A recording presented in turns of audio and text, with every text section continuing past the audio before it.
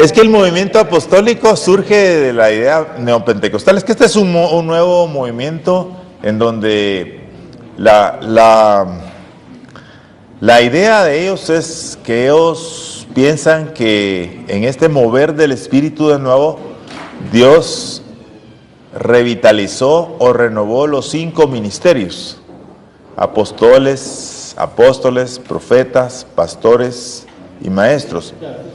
Entonces dice que Dios, como el ministerio de apóstol es el primero que aparece, como recuerden en la iglesia primitiva, ¿verdad? Los apóstoles son los que tienen, como son los testigos oculares, son los testigos de primera mano. Ellos son no solamente los testigos de la obra de Jesucristo, sino los referentes para consulta de doctrina. Entonces ellos tenían la autoridad dada por Dios, por Jesús directamente, y que entonces los dones que aparecen en Efesios, dicen ellos que es como la continuidad de la autoridad apostólica. Entonces los apóstoles surgen precisamente por la reinterpretación de Efesios capítulo 4, del 8 al 13, en donde dice que Dios estableció a unos para que fueran apóstoles, profetas, pastores, evangelistas y maestros, a fin de perfeccionar al cuerpo de Cristo. Entonces ellos dicen que el apostolado es la renovación de este don que se establece en Efesios 4, y que revitaliza también el de pastor, el de profeta, el de evangelista, pero el principal es el de apostolado. Y entonces estos hermanos se han levantado reclamando básicamente, o diciendo, o afirmando que Dios los levantó a ellos y que el apóstol está sobre el profeta, sobre el pastor y sobre el maestro. Entonces la visión apostólica es donde surgen las megaiglesias, ¿verdad? Porque ellos ya no hablan de la iglesia de barrio, como las iglesias que se plantaron hace muchos años, sino que la iglesia tiene que reunirse y tiene que tener varios pastores debajo, pero la dirección viene a través del apostolado. Entonces el apóstol comunica como se comunicaba el Espíritu Santo en el pasado, ¿no? Que llegaban los apóstoles, dice, imponían las manos sobre ellos, y entonces el bautismo era dado a las personas. Y entonces ellos, al tener el ministerio de apóstol, que no sé quién dice que ellos son apóstoles, ¿verdad? Que esa es la pregunta que hay. ¿Cómo es que ellos llegan a terminarse que son apóstoles? Que es una convicción, es una llamada, es un llamado del Espíritu, dice directamente, pero difícil de comprobar. Entonces, y ellos también, nombran apóstoles. Ellos pueden nombrar apóstoles. Y hay características que el apóstol tiene que llenar. Entonces ha comenzado un movimiento del apostolado. Entonces aquí, por ejemplo, el que vino con esta onda del apóstol aquí fue,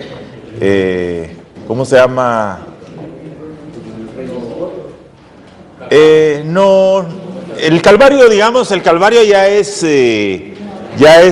producto, pero vino uno aquí a nombrar apóstoles, que nombró apóstol al pastor al París. No, es que era extranjero. Él vino, me voy a acordar por ahí en el nombre de esta persona. ¿Perdón?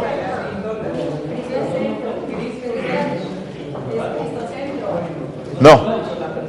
Es que fíjense, hermanos, que ¿cómo anda? No es Norman Parrish, pero a través de él vino también una onda. Pero había otro que vino y que hicieron un congreso y que nombraron apóstol al de Lluvias de Gracia, e invitaron al de Frater, y entonces declararon que ellos eran apóstoles. Ya.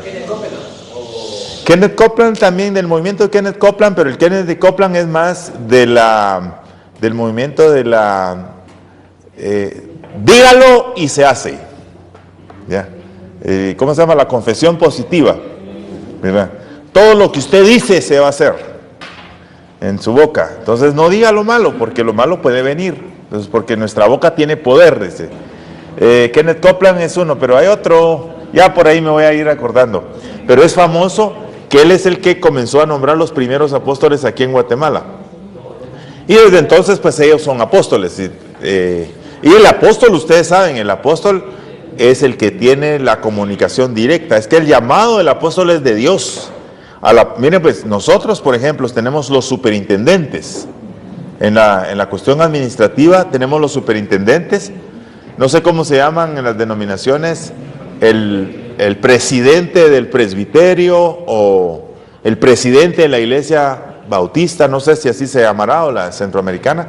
En nuestro caso es presidente del concilio general, ¿verdad? Entonces, ¿quién nombra al presidente? La congregación, pero al apóstol lo nombra Dios. Entonces su autoridad es inapelable, ¿ya? La congregación no lo puede quitar a él, porque él tiene un nombramiento directamente de Dios. Fue Dios quien lo comisionó. Y Dios lo ha levantado, ellos dicen, para revitalizar la iglesia ahora en estos días, en los últimos días, para el cumplimiento de la gran comisión. Pero apartado, pues el apostolado viene también con la idea del evangelio de la prosperidad.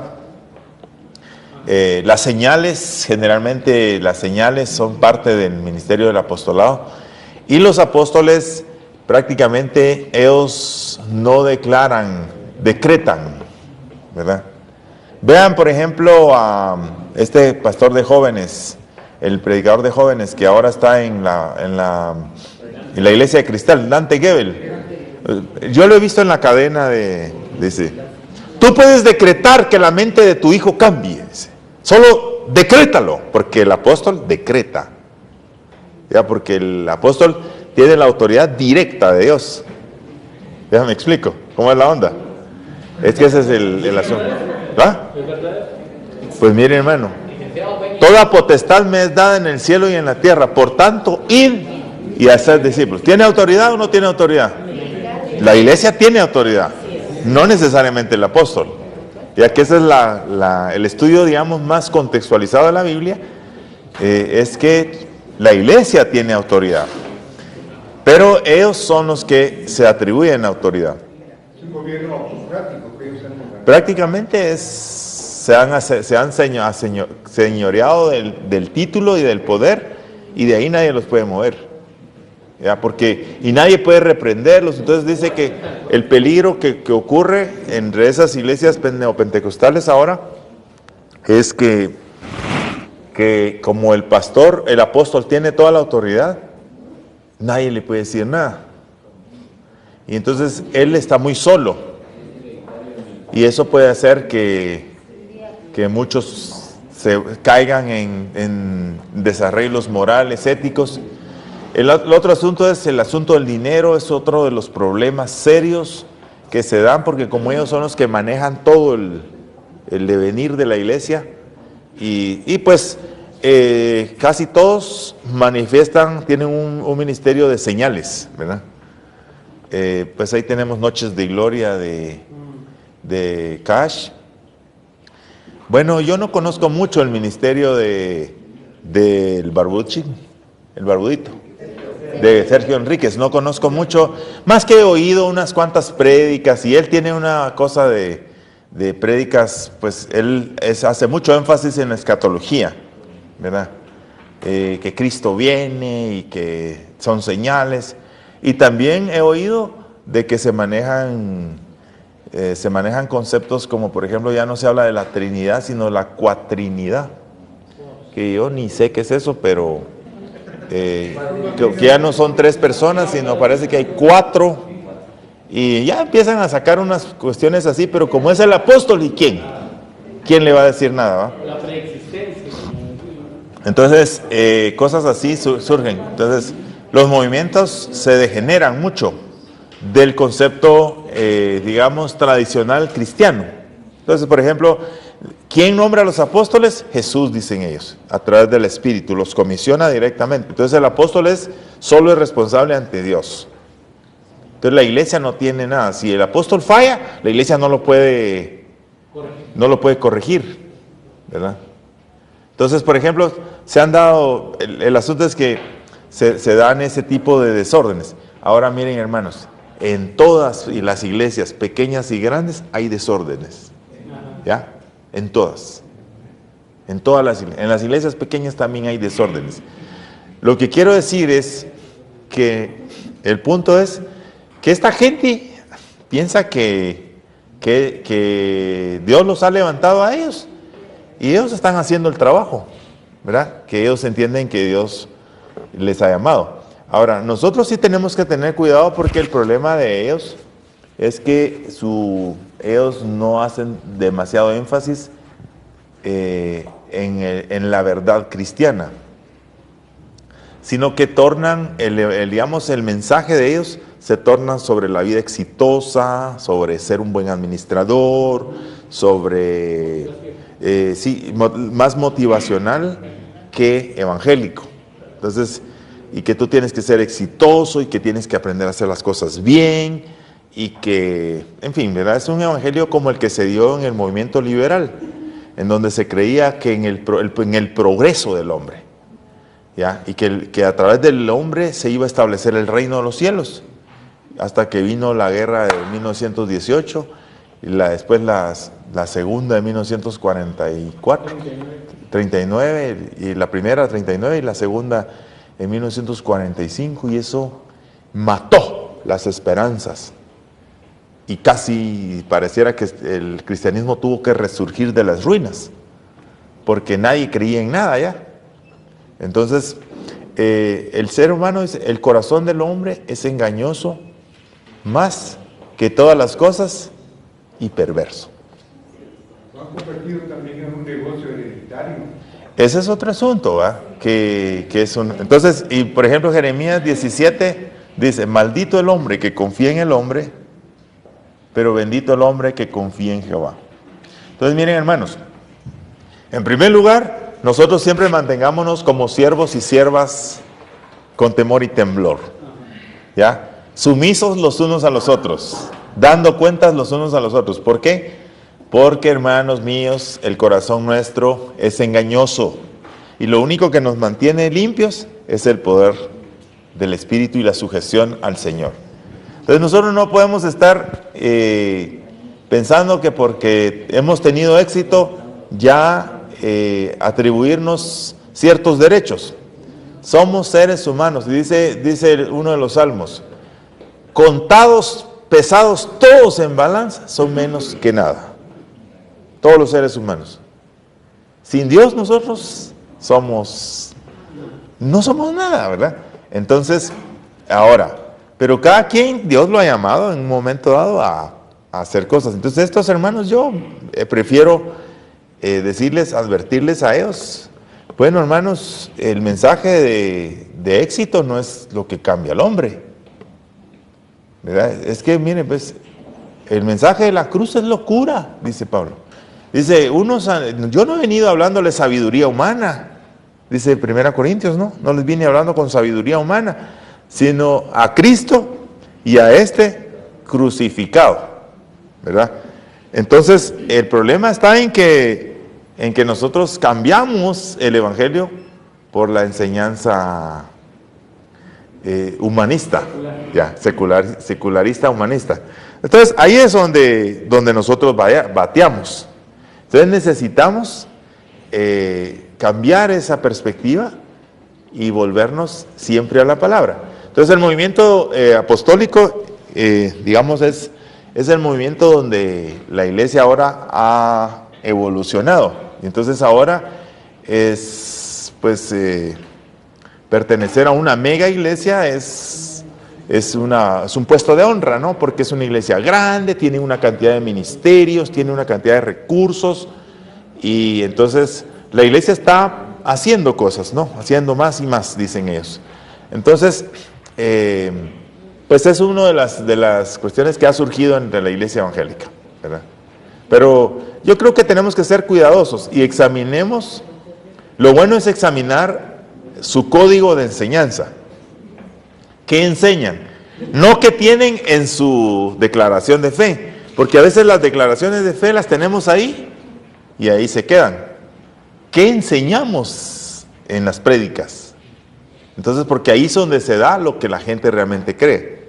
Entonces, es donde tenemos que tener cuidado. Pero el movimiento apostólico es un movimiento ahora que ha surgido como el movimiento pentecostal en el pasado. Pero ahora se llama neopentecostal, porque ya no solo creen en los dones, en los milagros, sino ahora creen en el apostolado, ¿verdad? Con todo respeto, hermanos, les explico esas cosas para que tengamos cuidado, ¿verdad? ¿No? Sé que algunos hermanos aquí pertenecen, algunas tienen cobertura con algunas iglesias apostólicas, ¿verdad?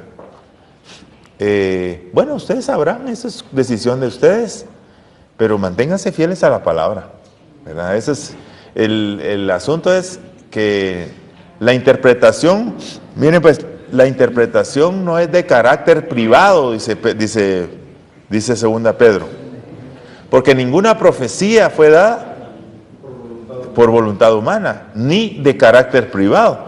Si Dios está enseñando algo a alguien, debe comunicarlo. Pero por ejemplo, las iglesias neopentecostales, una de las cuestiones que uno nota es que a sus miembros no les permiten hablar de qué hacen, ¿verdad? En lo común, usted tiene que ir ahí para enterarse. En cambio, no, dice que salieron y contaban cuán grandes cosas había hecho Dios con ellos.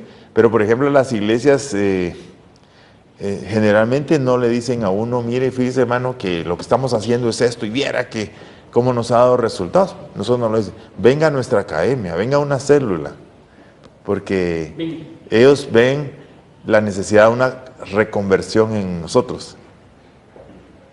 Convertirnos a la visión. ¿Ya? Son muy cerrados en cuanto a sus estrategias. ¿Qué le van a decir a usted qué pasa en un encuentro? ¿Qué enseñan en un encuentro? Eso es un secreto. ¿Ya? Usted tiene que ir. Sí, pero mire hermano, bueno, tiene que pagar por estar aquí. Siempre hay que pagar por algo, ¿no? Pero lo que quiero decir es, ellos son muy cuidadosos, pero la verdad el evangelio es para regarla por todas partes. Y si una estrategia es buena para mí, yo me alegraría en que usted la aplique donde esté, para que esa parte es una cosa que ellos tienen. Por ejemplo, son muy cuidadosos en esos aspectos. Entonces ya uno los ve, a mí me da un poquito de desconfianza eso, porque eso no es espíritu cristiano, ¿verdad? Eso no es lo cristiano, no es eso que usted, mi hermano, ¿usted cómo le hace para cantar? Es como las recetas que dan las señoras, ¿verdad? Siempre le dejan una charadita por ahí, para que no le salga igual, porque esa es mía. Además, uno no puede solo repetir la receta, ¿verdad? Me acuerdo que mi esposa hace un pastel de zanahoria muy rico. No les prometo, pero algún día de repente, ¿verdad? Les traigo algo. Entonces, pero a ella le enseñaron a hacer el pastel, ¿verdad? Pues le dieron la receta escrita. Y entonces en una Navidad voy a hacer el pastel de zanahoria porque qué rico. Vaya, entonces está bien. Y estábamos recién casados y el asunto es que habíamos tenido una estufita de esas de 3 hornillas chiquititas. Pero como era Navidad, le dije, mira, vamos a comprar la estufa de horno. Y compramos la estufa de horno, entonces a estrenar su estufa. Le dieron una receta y todo. Y echó toda la masa, miren, a los 5 minutos estaba esa onda hirviendo en el horno. Se le regó todo. Entonces, comenzó a llorar. Me dice, no le digo yo. ¿Y por qué te asustas? Entonces llamó a la maestra, llamó y le dice, mire, Bárbara, ¿será que, fíjese que me pasó? ¿Y qué? Total le preguntó, total que llegó Bárbara, le dijo, lo vamos a hacer juntos. Lo hicieron juntos, lo echaron, rico el pastel. Y aprendió ella, ¿va? A veces no es solo que nos den la receta. O sea, no es solo que digan, mi hermano, haga esto, si no lo hace y no le sale, o le sale mal. Es que mire, pues la experiencia personal es una parte de su vida, ¿verdad? Entonces necesitamos entender que no podemos dar solo recetas, pues. Entonces, tal vez por eso es que ellos le dicen a uno, tiene que ir a su lugar. Bueno, Tenemos que entender, hermanos, yo quisiera abrir un poquito el espacio de nosotros para que no menospreciemos el movimiento católico, ¿verdad? Sé, hermanos, que yo no estoy de acuerdo con las procesiones, no estoy de acuerdo con esta cuestión de la adoración a los santos, toda esa cuestión de la religiosidad católica. Pero fíjense que el movimiento pentecostal, aquí en la página 14 yo les menciono que el movimiento pentecostal no fue solamente esa renovación que se dio, no fue solamente dentro de la iglesia evangélica de ese tiempo, sino comenzó a infectar la iglesia católica, funcionando en Estados Unidos sobre todo. Entonces el movimiento carismático no es una cosa que sucedió, que es de los 80. Nosotros lo conocimos hasta hace poco. Pero ese movimiento carismático fue el mismo movimiento pentecostal que se comenzó a dar dentro de la iglesia católica en 1900. Entonces la iglesia católica, ese movimiento, pues al final lo conocemos como renovación carismática. De hecho, en Estados Unidos y Europa, los movimientos pentecostales no son llamados pentecostales, sino carismáticos. Son movimientos carismáticos dentro de la iglesia evangélica y movimientos carismáticos dentro de la iglesia católica. Entonces, por ejemplo, tenemos que entender que el evangelio llegó a México, que es uno de los países más cerrados que teníamos para la cristiandad, por las circunstancias políticas que se dan ahí, ¿verdad? México todavía es muy difícil que un misionero entre, ¿verdad?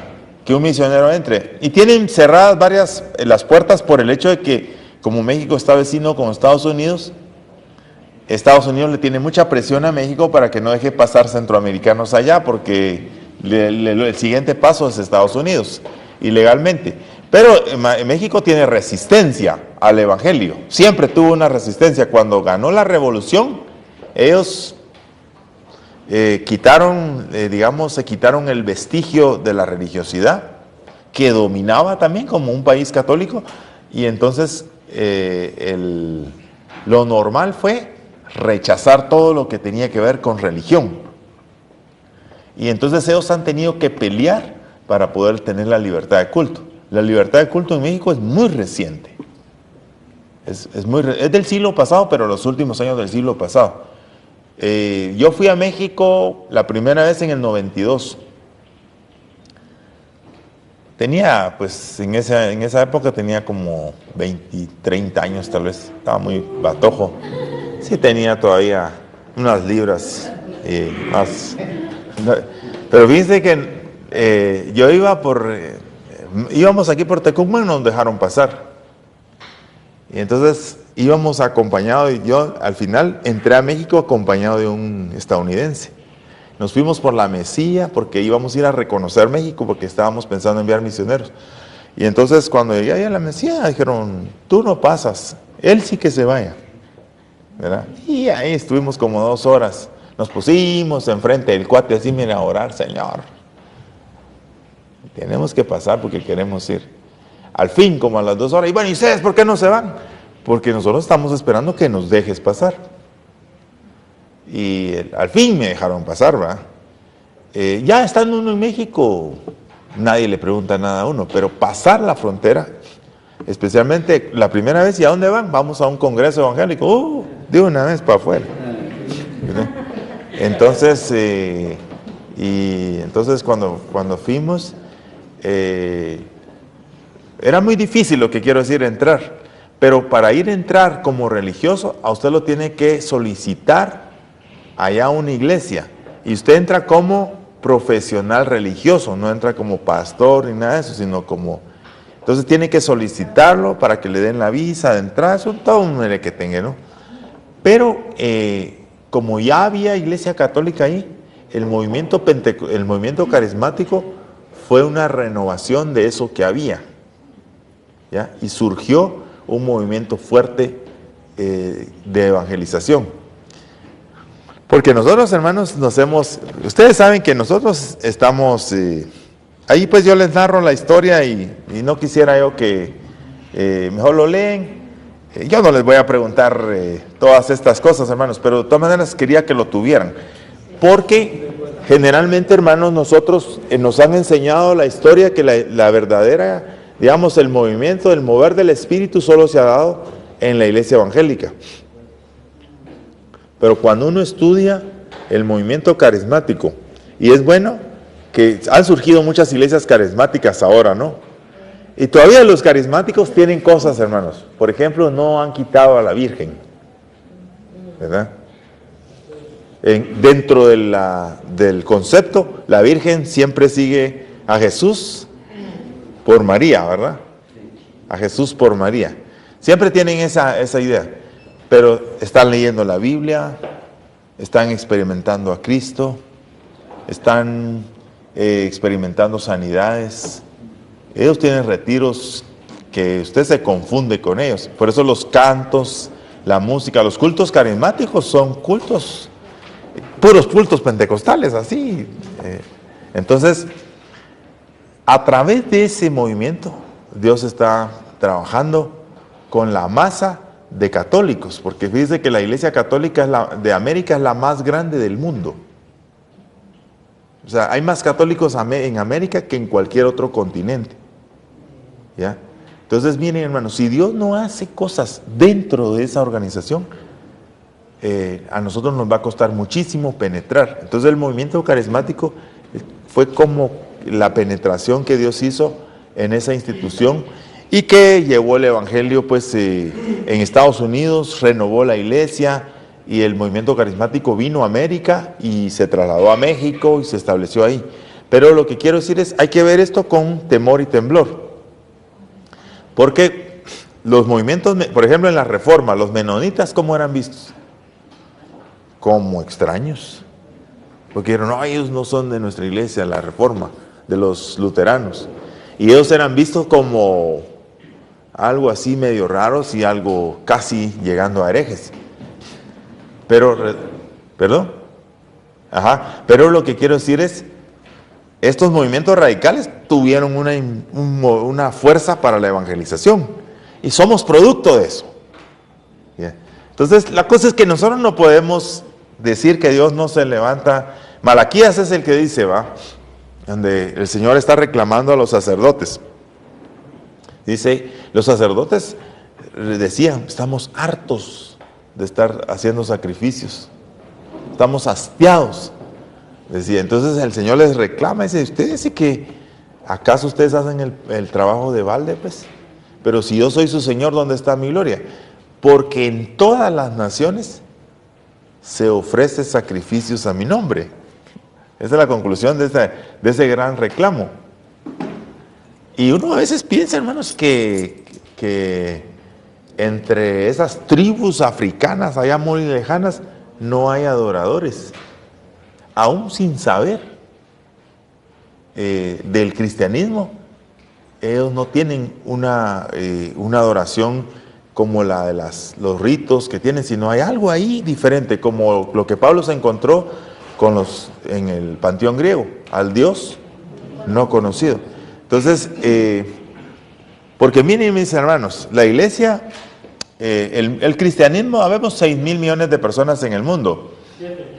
7 mil millones de personas en el mundo. Y se dice que cristianos somos unos 1,500. Unos 1,500 de millones en el mundo. Ajá, 1,500 de millones en el mundo. Hay unos 2,000 millones que nunca han oído del cristianismo.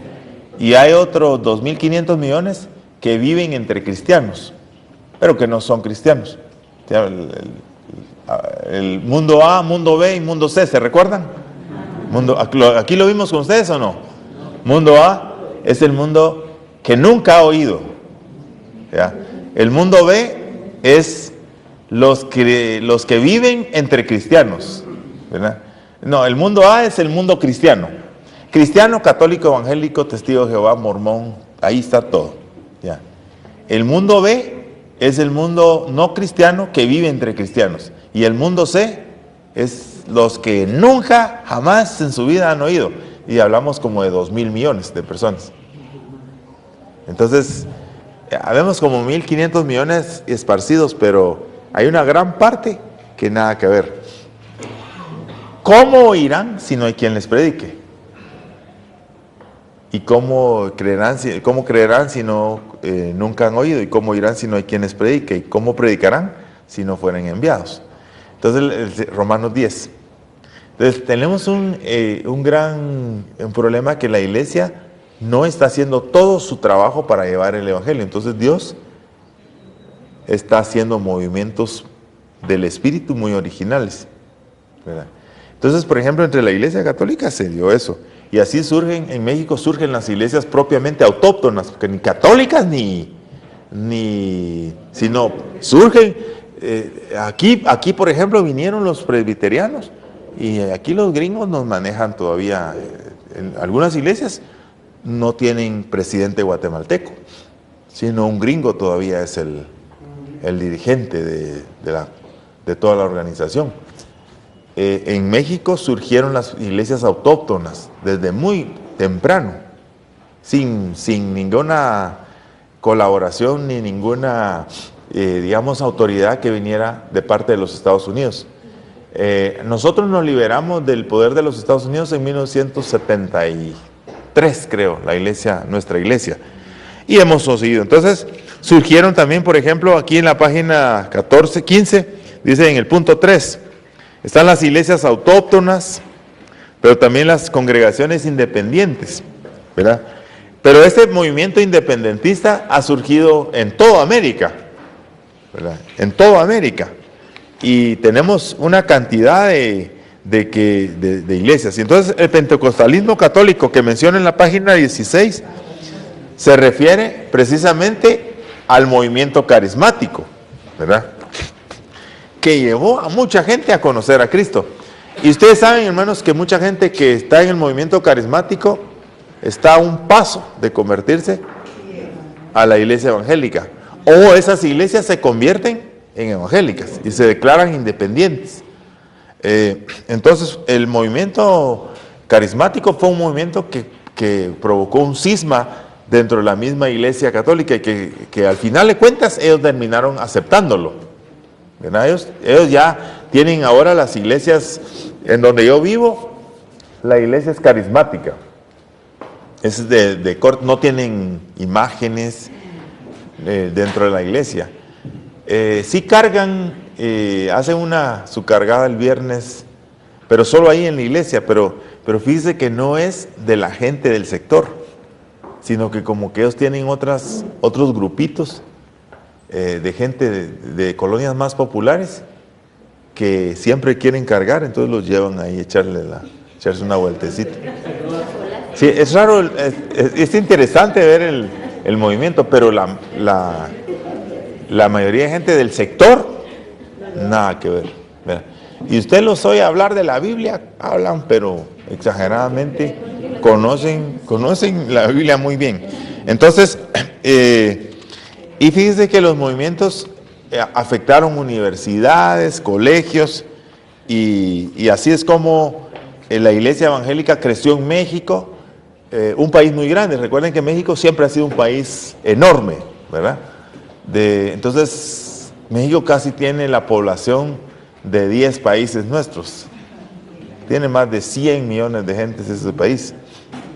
Entonces, por eso ahí les puse unas páginas que quería yo que repasaran para que pudiéramos trabajar.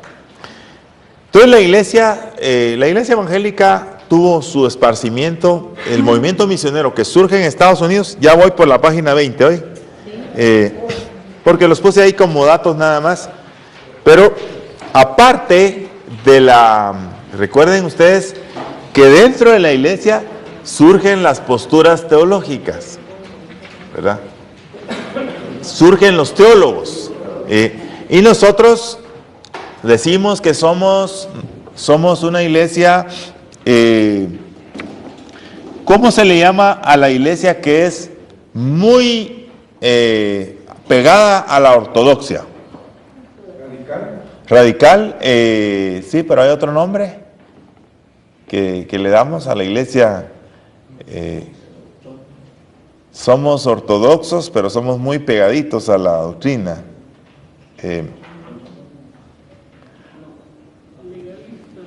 No legalistas, a ver si... Radicales. No, radicales no. Aunque hoy cantamos a Señor, hazme un radical, como la águila volar. Ya me voy a acordar, hermanos. A raíz de esta situación se dio en 1976, había un inglés que John Stott, que es un exégeta, pastor exégeta, que estaba muy ligado al movimiento de Billy Graham, pero él vivía en Escocia, en Inglaterra. Entonces él decide hacer un congreso que se llama el Congreso de Lausana. Y el Congreso de Lausana fue un intento de reunir a representantes de las iglesias de todo el mundo para hacer un pacto que se llama Pacto de Lausana. Y este pacto lo que determinó a raíz de que, digamos, ya en 1976, cuando la iglesia es tan diversa, comienza a reconocerse el valor que tiene la iglesia nacional, lo autóctono de la iglesia, y entonces se dan cuenta que lo que se ha hecho es de que se trajo, pues se exportó la iglesia, se exportó el sistema de adoración que se tenía, y entonces comienzan a darse cuenta que los pueblos tienen sus propias características, que no por ser por ser de las tribus y de los pueblos originales son malas. Entonces se ve la necesidad de dar reconocimiento al valor cultural que los pueblos tienen. Y entonces se habla de las iglesias autóctonas y que las iglesias empiecen a funcionar en vez de que nosotros traigamos el evangelio uniformado, ¿verdad? Que, por ejemplo, miren, hermanos, esto no es de nosotros, ¿verdad? Usted en su iglesia no predica así. Su gente es gente, bueno, tal vez algunos sí, ¿verdad? Pero casi nadie llega entacuchado a la iglesia. Pero esto es un símbolo de respeto y de autoridad, ¿ya? Pero esto es una cosa exportada, pues, que nos han traído. En nuestras iglesias, en las comunidades, lo correcto sería llegar con el mejor traje indígena, ¿no? Que el pastor se vistiera con el traje autóctono, quiero decir. Entonces, lo que sucede es de que antes decían, no, la iglesia metodista debe adorar así, la iglesia presbiteriana así, y esto lo que hizo fue que poner el énfasis en las formas de adoración. Y saben ustedes que esto nos ha provocado a nosotros un poco de discusión.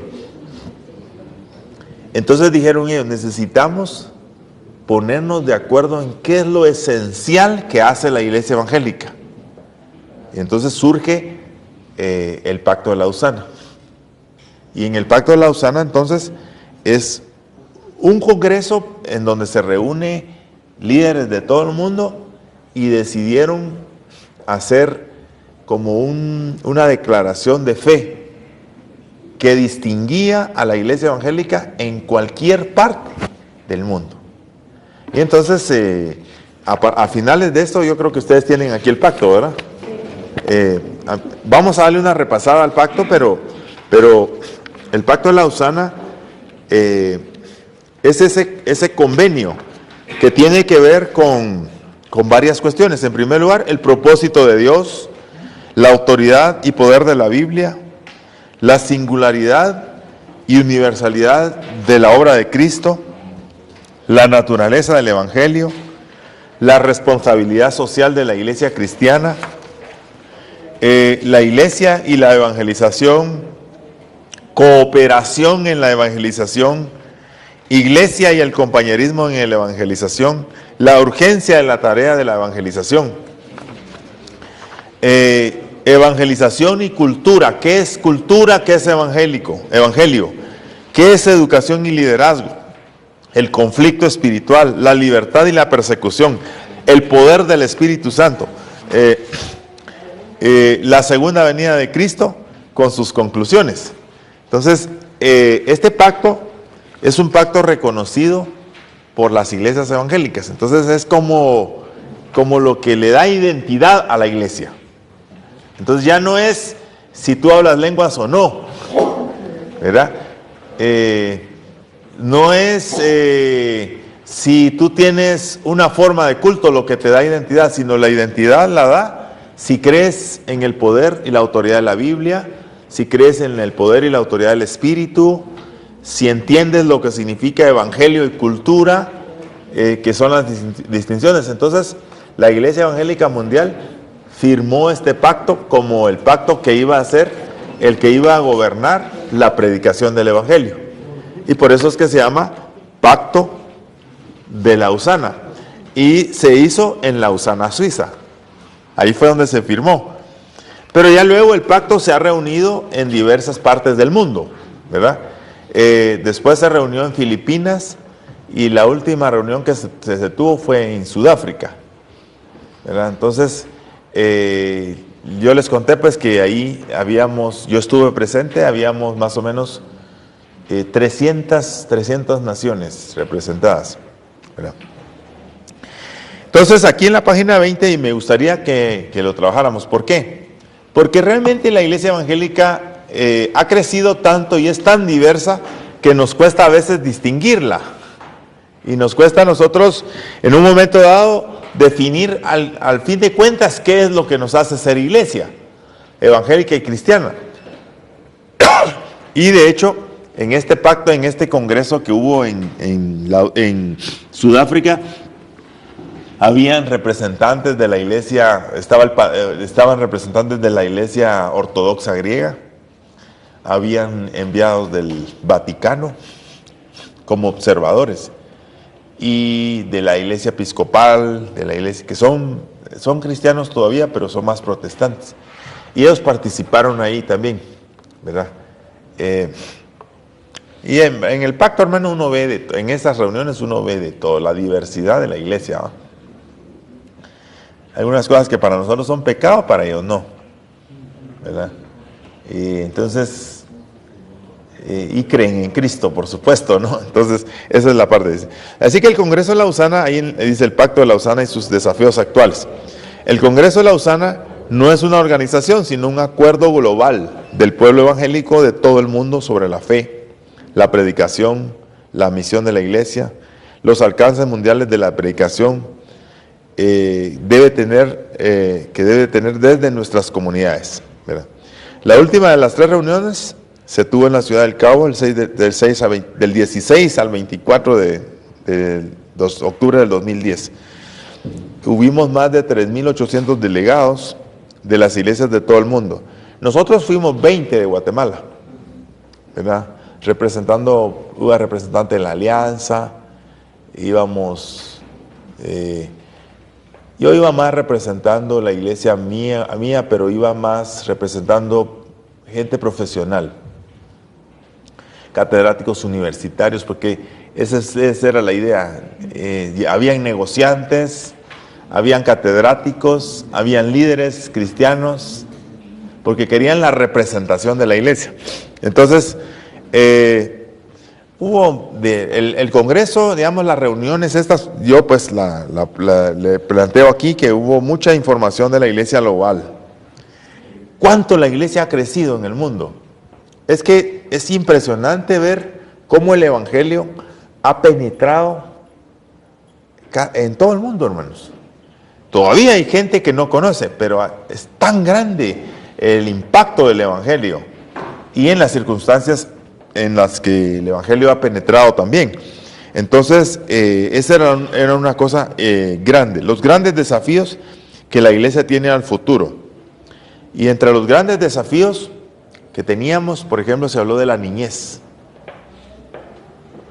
De la niñez. La pobreza. Fíjense, hermanos, que hay el 50% de la población del mundo es pobre. Y un 50% de esta gente vive con menos de $1.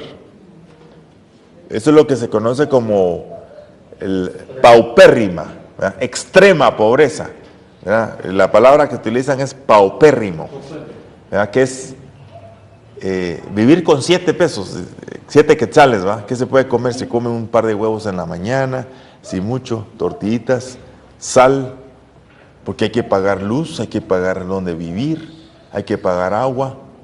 Entonces lo que se come la gente come con menos de 2 quetzales. El 25% de la población del mundo es pobre, paupérrimamente pobre, ¿ya? Y en este 25% hay gente súper paupérrimamente. Hay gente que solo come una vez al día. Entonces, esa fue una de las tremendas realidades que podemos ver, que nosotros vivimos en países ricos. Aquí hay gente pobre, ¿verdad? Se habla de que hay el 50% de nuestra población es pobre. Y pobre quiere decir que cada persona vive con menos de $1, ¿verdad? Pero hermanos, nosotros todavía tenemos $1. No es mal de muchos consuelo de tontos, pero es que uno oye, yo fui a oír ahí unas cosas que me quebraban el corazón.